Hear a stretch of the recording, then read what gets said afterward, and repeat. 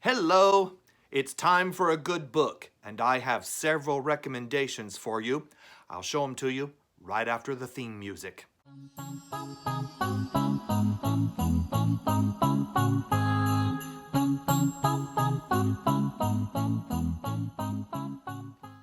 All right, so I pulled these right off my shelf. These are all books that have something to do, one way or another, with our theme of time. First up is Breaking Stalin's Nose by Eugene Yelchin. Last night, my children and I pulled this book off the shelf and we read the entire book in one sitting. It took us about 90 minutes. The entire action of the book takes place in the course of a little boy's single day's experience in Stalinist Russia. Absolutely fascinating. We literally could not put it down. All right, what else do I have here? Oh, here's The Good Old Days, They Were Terrible by Otto Bettman. This is one of those books that reads more like a magazine. It has all kinds of illustrations in it and short articles. And it's a book that will take you back in time and help correct your thinking. If you think, ooh, I'd like to live back in the good old days, it wasn't always so good. And then, of course, when you talk about the good old days, I can highly recommend not a true antique copy, but what do they call it? A reproduction of the Sears and Roebuck catalog.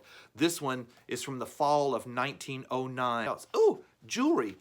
You could get an engagement ring, 3 of them for $6.43.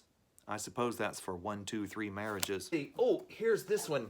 The Young Hans Christian Andersen by Karen Hess. In this book, she tells stories about young Hans Andersen's life and how he redeemed the time of an unhappy childhood by changing each one of those incidences from his childhood into a fairy tale. Hans learned from his grandmother that the razor cuts of life could be called a clean shave if only the story was told properly. I love that. And I found in that book a little bookmark from my storytelling teacher. She is 90-some years young, and she sends me little presents in the mail, and she always labels everything. This one is labeled Bookmark, just in case I didn't know what that was.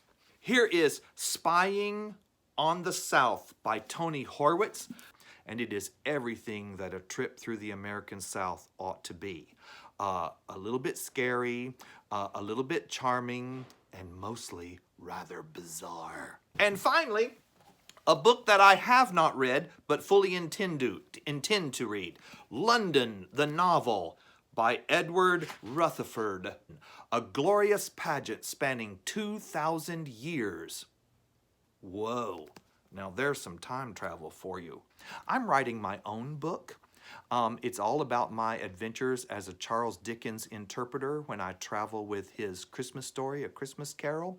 More about that in a future post.